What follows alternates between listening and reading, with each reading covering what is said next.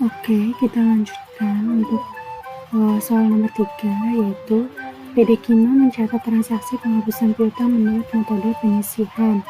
Taksiran kerugian piutang ditetapkan sebesar 3% dari saldo piutang pada akhir periode. Pada tanggal 31 Desember 2014, dalam buku besar antara lain terdapat data sebagai berikut. Yang pertama itu diketahui untuk saldo akun receivable sebesar 185 juta rupiah, kemudian saldo untuk akun allowance for bad debt di sebelah debit sebesar 800.000 rupiah. Transaksi yang terjadi dalam 6 bulan pertama tahun 2015 antara lain sebagai berikut. Pada tanggal 12 Maret, penghapusan piutang pada toko Melan sebesar Rp1.250.000. Kemudian, pada tanggal 15 Mei, penerimaan uang tunai dari PD Tiara sebesar Rp950.000. Piutang yang bersangkutan telah dihapuskan pada tanggal 25 Desember 2014. Berdasarkan data di atas, permintaannya adalah buat jurnal untuk mencatat beban piutang tak tertagih pada tanggal 31 Desember 2014, buat jurnal untuk mencatat transaksi tanggal 12 Mei dan 15 Maret, hitung saldo akun pengisian piutang tak tertagih per tanggal 15 Mei 2014.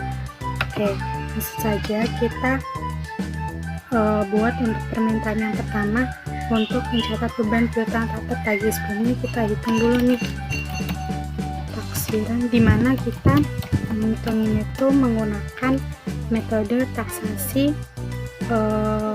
berdasarkan saldo piutang ya. Taksiran kerugian piutang tak tertagih. Di sini dikatakan bahwa tadi saldo untuk akun receivable-nya itu sebesar 185 juta rupiah dikalikan dengan prosentasenya yaitu 3%.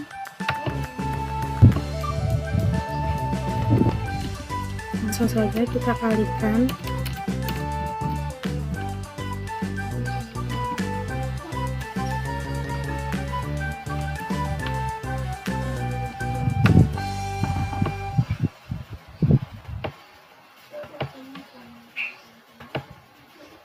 Hasilnya adalah Rp5.550.000. Kemudian kita masukkan nih saldo allowance for bad debt. Di soal dikatakan bahwa saldo untuk akun pengisian piutang tak tertagih itu ada di sebelah debit, yaitu sebesar Rp800.000.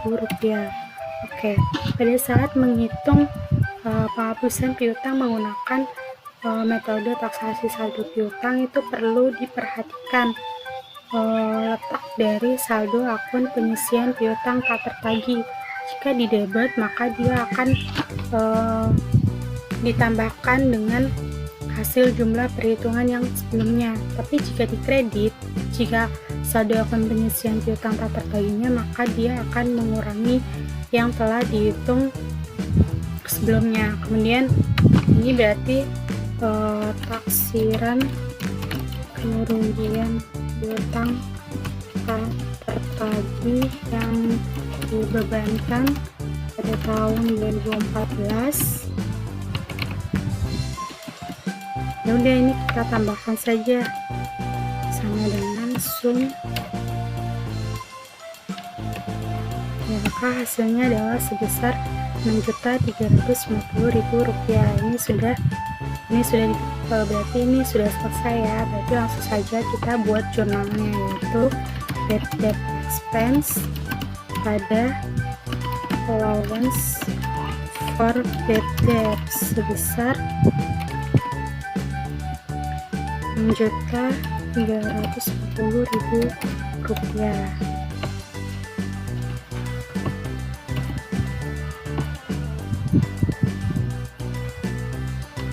Kemudian di permintaan yang kedua itu dia diminta untuk menjurnal transaksi tanggal 12 dan tanggal 15. Nah, di tanggal 12 ini terjadi penghapusan piutang nih pada toko Melan sebesar Rp1.250.000. Oke, ini perlu diingat ya, ini tadi dia penghapusan piutang menggunakan metode penyisian. Jika menggunakan metode penyisian, maka jurnal yang dibuat adalah allowance for bad debt, ada account receivable sebesar Rp1.250.000.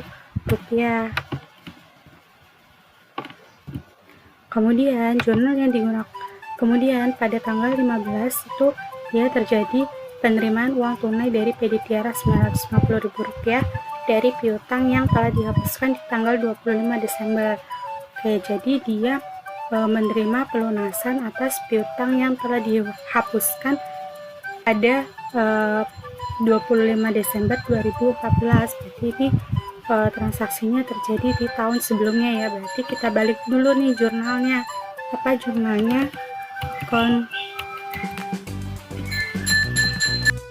Receivable pada allowance for bad debt sebesar Rp950.000. Oke, lalu baru nih kita catat pelunasannya. Cash pada account receivable sebesar Rp950.000. Kemudian ini sudah selesai ya untuk permintaan yang B. Kemudian kita lanjutkan untuk permintaan yang ketiga, yaitu untuk menghitung saldo akun pengisian piutang tadi per tanggal 15 Mei 2014. Nah, sebelumnya diketahui nih saldo untuk pengisian untuk akun pengisian piutang tak tertagih per 31 Desember tadi berapa di soalnya? Rp800.000 di sebelah debit. Kemudian saldo akun pengisian tak tertagih setelah dihitung tadi itu sebesar Rp6.350.000.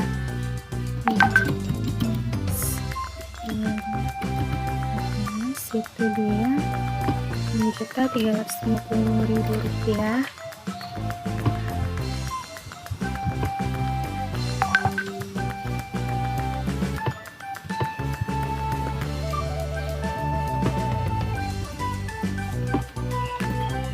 Nah, ini tuh merupakan saldo akun pengisian tak tertagih per 31 Desember yang digunakan sebagai pengurang akun piutang.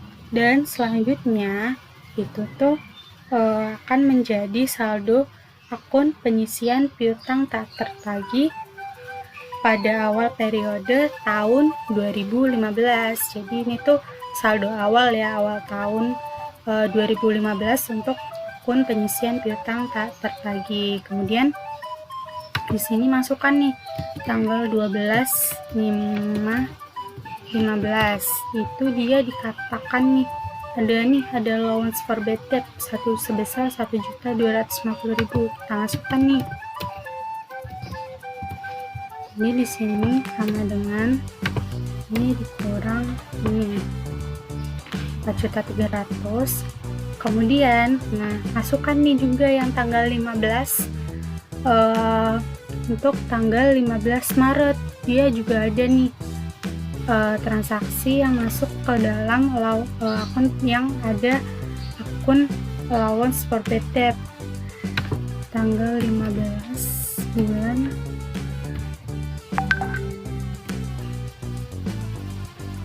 itu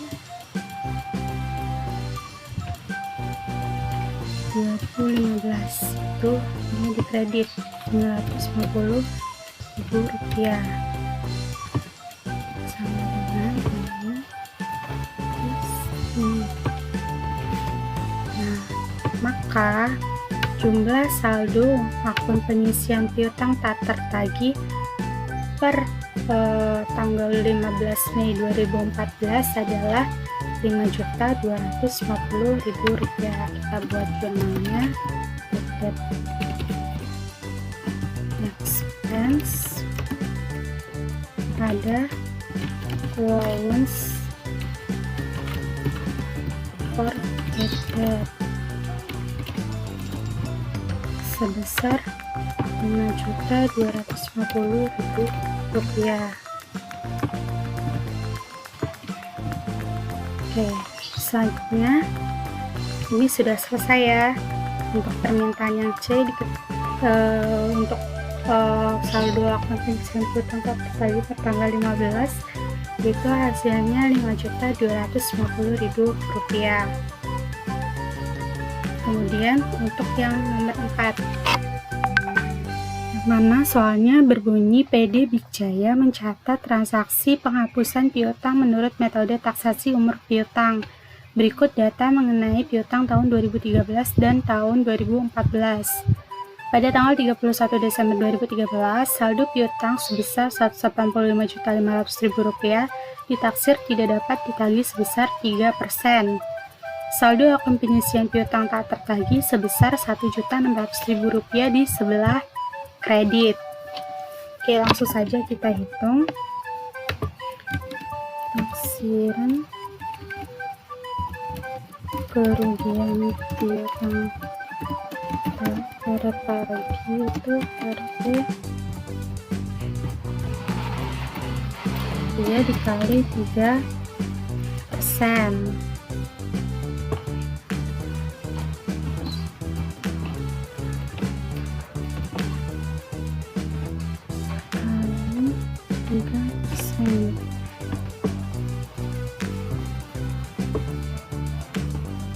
Hasilnya adalah Rp5.595.000.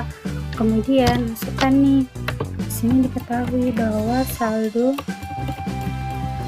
untuk akun allowance for bad debt itu dia ada di sebelah kredit sebesar Rp1.600.000. Ini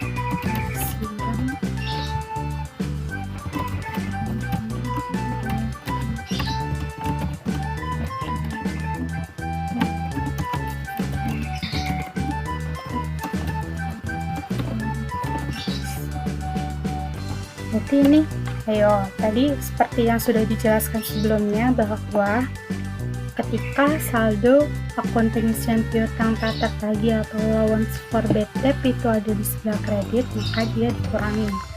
Jika dia ada di debit, maka ditambah. Maka pada saat menghitung menggunakan metode taksasi umur piutang itu jangan lupa nih, perhatikan untuk saldo akun pengisian piutang tak tertagih, dia ada di sebelah mana, apakah debit atau kredit.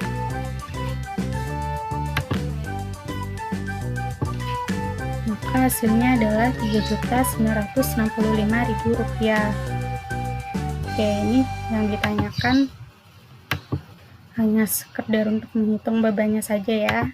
Lalu kita buat nih yang permintaan yang kedua, yaitu untuk membuat jurnal mencatat beban piutang tak tertagih per tahun 2014. Oke, langsung saja kita buat.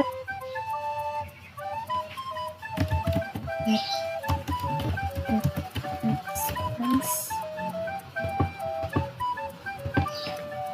Rp9.965.000 pada allowance for bad debt Rp9.965.000.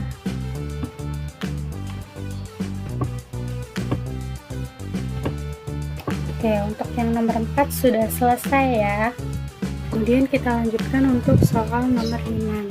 Di soal nomor 5 ini diketahui dalam buku besar PD Sarina per 31 Desember 2014 diketahui saldo untuk akun receivable itu sebesar Rp127.325.000. Kemudian saldo untuk akun pengisian piutang tak tertagih atau allowance for bad debt-nya di sebelah debit sebesar Rp1.200.000. Kemudian itu dia taksiran piutang tak tertagih yang ditentukan berdasarkan usia piutang. Berikut merupakan daftar usia piutang tak tertagih per tanggal 31 Desember 2014. Jadi ini sudah dikelompokkan ya jumlah-jumlahnya untuk nominal piutangnya berdasarkan usianya. Jadi ini pokoknya sudah dikelompokkan, jadi kita tinggal menghitung saja.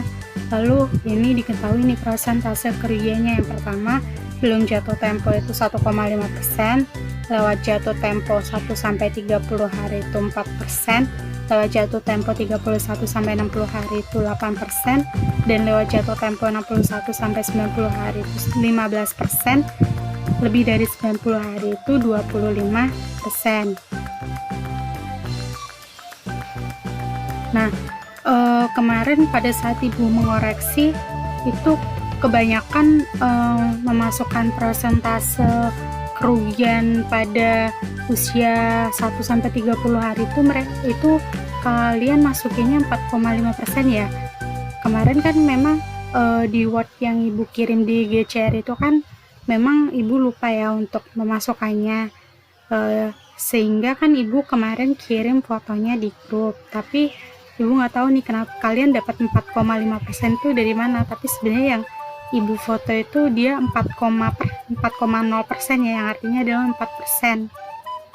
Jadi itu sebenarnya karena kalian salah masukin persentase kerugiannya ya, sampai ke bawah ya salah, meskipun sebenarnya kalian hitungnya benar gitu. Oke, langsung saja. Di sini kan sudah dimasukkan kita jumlah. Untuk menghitung kerugian piutang tak tertagih menggunakan saldo usia piutang ini semua sudah bener deh, rata-rata emang udah pada ngerti, karena ini memang gampang sebenarnya. Langsung saja kita kalikan nih dengan persentase kerugian. Jadi jumlah piutang itu berdasarkan pembagian usia piutangnya itu dijumlahkan, yang mana kemudian setelah dijumlahkan itu dikalikan dengan persentase kerugiannya. Nah, persentase kerugiannya ini tuh biasanya tergantung sama perusahaannya, atau kalau karena kita ngitung soal berarti tergantung permintaan di soalnya, dia persentase kerugiannya sebesar berapa gitu. Ini kalikan dengan 1,5%. Kita tarik saja. Oke, lalu kita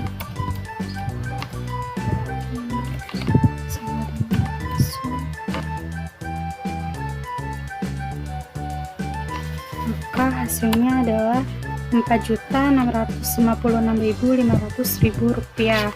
Oke, untuk pertanyaan yang A, hitung besarnya taksiran kerugian piutang tak tertagih tahun 2014, maka hasilnya adalah ini. Ini jawaban untuk nomor 5A. Kemudian nomor 5B kita disuruh untuk membuat jurnal untuk mencatat kerugian piutang tak tertagih apabila saldo akun penyisian piutang tak tertagih per tanggal 31 Desember 2014 itu punya saldo debit sebesar Rp1.200.000. Udah, kita masukkan saja nih taksiran kerugian piutang tak tertagih. Yang sebelumnya kita hitung itu hasilnya 4.656.500. Kemudian saldo allowance for bad debt itu dia di sebelah debit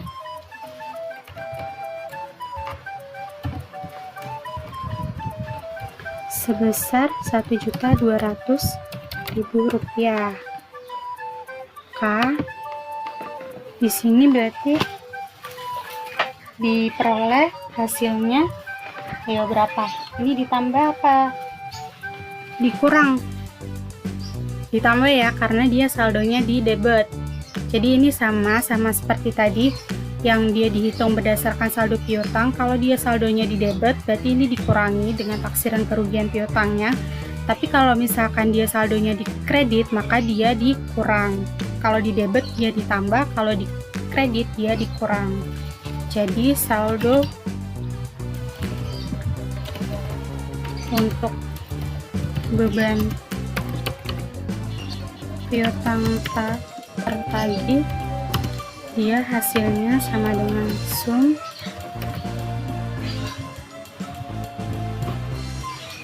maka jurnal yang kita buat adalah bad debt expense pada allowance for bad debt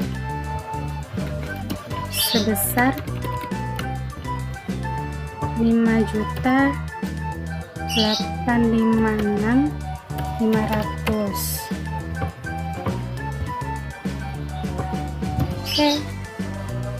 Oke, sudah selesai pembahasan soal kita. Gimana setelah dibahas? Sebenarnya gampang kan? Tinggal kalian yang harus lebih teliti lagi. Oke, cukup sekian video kita kali ini.